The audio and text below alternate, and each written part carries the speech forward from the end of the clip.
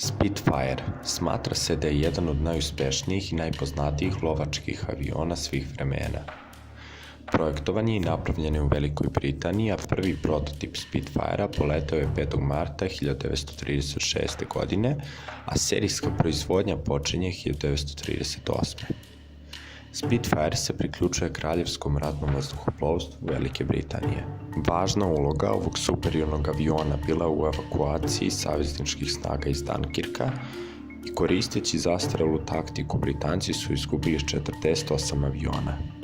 Do kraja rata Spitfirima je bilo naoružano 68 lovačkih grupa. Na aerodromu Benina u Libiji Narodno-oslobodilačka vojska Jugoslavije dobija Spitfire.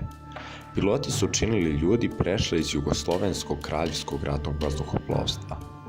Prvi borbeni zadatak eskadrila je obavila 18. avgusta 1944. godine.